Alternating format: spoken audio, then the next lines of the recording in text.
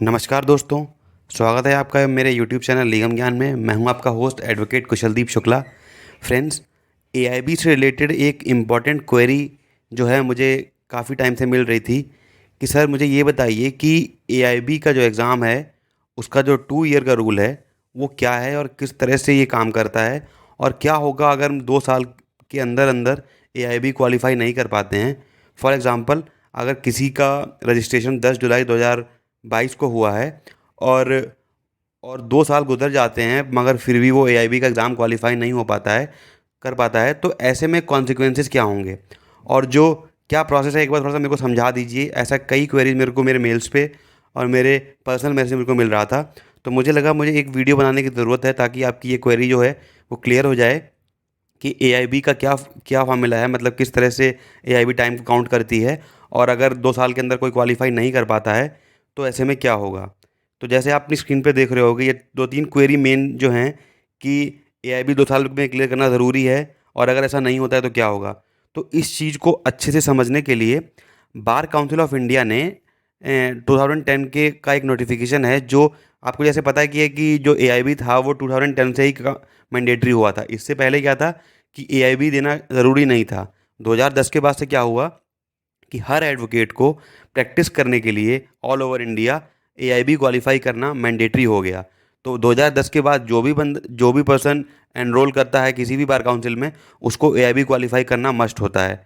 तो होता क्या है फ्रेंड, जब आप लॉ ग्रेजुएट होते हो और अपना लॉ कंप्लीट करते हो, उसके बाद आप अपने सारे डॉक्यूमेंट इकट्ठे करके जैसे कि डिग्री वगैरह और मार्कशीट्स, जो मतलब जो एक रेलिवेंट डॉक्यूमेंट्स है उसकी मैं लिस्ट में आपको डिफरेंट वीडियो में प्रोवाइड करा दूंगा।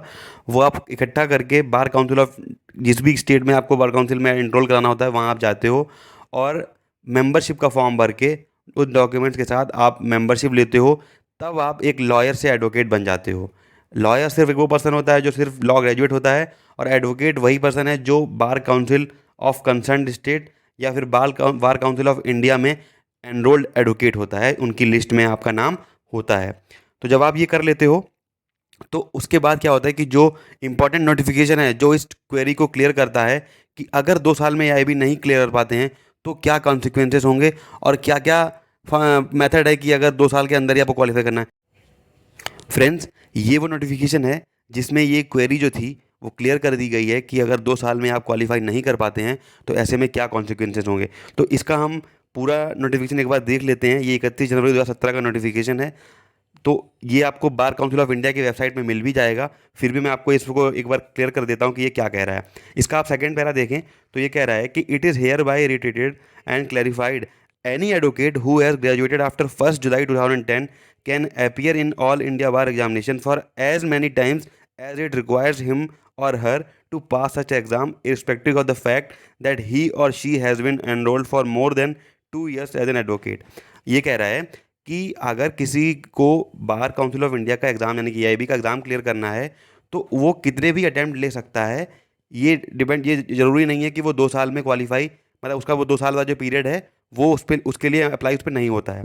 जैसे कि ये और कह रहा है कि as an advocate state the concern advocate is only barred from practising as an advocate if even after 2 years of being enrolled as an advocate on state bar council roll he और she is unable to clear pass the all India bar examination.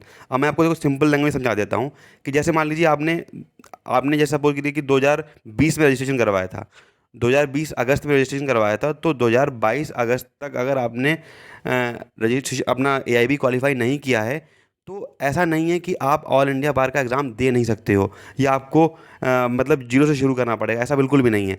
आप AIB को qualify करने के लिए कितने भी attempt ले सकते हो, ठीक है। मगर हाँ, एक इसका कॉन्सिक्वेंस ये होगा कि जब आप जब आपका 2 साल का टाइम पीरियड जो है वो अगर गुजर जाएगा तो आप प्रैक्टिस करने के लिए एलिजिबल नहीं रहोगे। आप कोर्ट में अपना वकालतनामा नहीं लगा सकते हो, आप कोर्ट में अपीयर नहीं हो सकते हो। ये ज़रूर है कि हाँ, अगर मान लीजिए 2 साल का टाइम गुजर गया है तो जो अगला जो भी एआईबी का एग्ज़ाम आएगा, जो भी नंबर एआईबी एग्ज़ाम आपका आएगा, तो वो उसमें बैठने के लिए आप एलिजिबल हो। आप समझिए इस चीज़ को, आप उसमें बैठने के लिए एलिजिबल हो जब तक कि आप उसको क्वालिफाई नहीं कर देते हो। वो 2 साल का पीरियड वहाँ पे इंपॉर्टेंट नहीं है। 2 साल का पीरियड का रोल ये है कि मान लीजिए 2 साल गुजर गए और आपने एआईबी क्वालिफाई नहीं कर पाया तो आप प्रैक्टिसिंग जो आपकी है वो बार करी जाएगी जब तक कि आप एआईबी को क्वालिफाई नहीं कर देते हो। मैं एक बार फिर से रिपीट कर देता हूँ कि मान लीजिए आपने 10 जुलाई 2020 को रजिस्ट्रेशन करवाया था, तो 10 जुलाई 2022 तक आपको एआईबी क्वालिफाई करना है।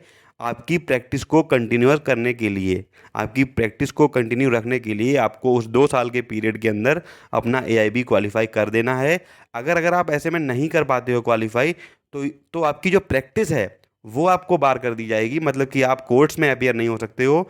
मगर आप जो नेक्स्ट एआईबी आने वाला है उसमें बैठने के लिए एलिजिबल रहोगे। अपने प्रोविजनल वाले जो आपका एनरोलमेंट नंबर है उसी के बेसिस पे आप उस एग्ज़ाम में बैठने के लिए एलिजिबल हो। और जिस दिन आप उस एग्ज़ाम को क्वालिफाई कर देते हो, चाहे आप 2 साल में, 3 साल में, 4 साल में, जो भी आप टाइम पीरियड लो, आप जिस दिन क्वालिफाई कर देते हो आप दोबारा प्रैक्टिस करने के लिए एलिजिबल हो जाते हो। आप अपना वकालतनामा लगा सकते हो, आप किसी भी कोर्ट में अपीयर हो सकते हो, और आप ऑल इंडिया में कहीं भी प्रैक्टिस करने के लिए एलिजिबल हो जाते हो।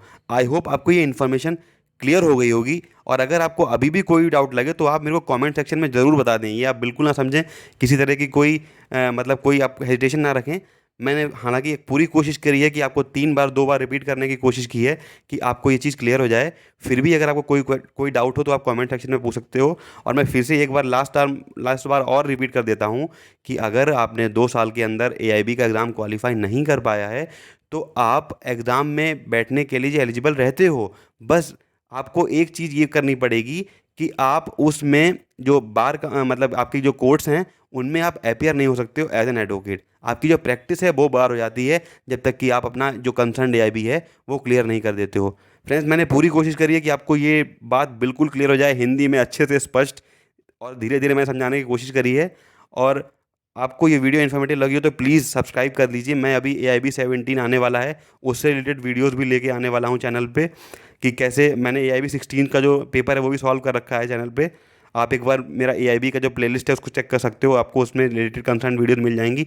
और AIB 17 से आने वाली जो भी वीडियोस जो भी इंपॉर्टेंट मुझे लगेगा मैं आपके साथ शेयर करूँगा। Please subscribe to my channel for your betterment. और आप अपने फ्रेंड के साथ भी शेयर कीजिए जिनका AIB होने वाला है या जिनको ये डाउट है कि AIB 2 साल का रूल क्या है। Thank you so much, have a nice day.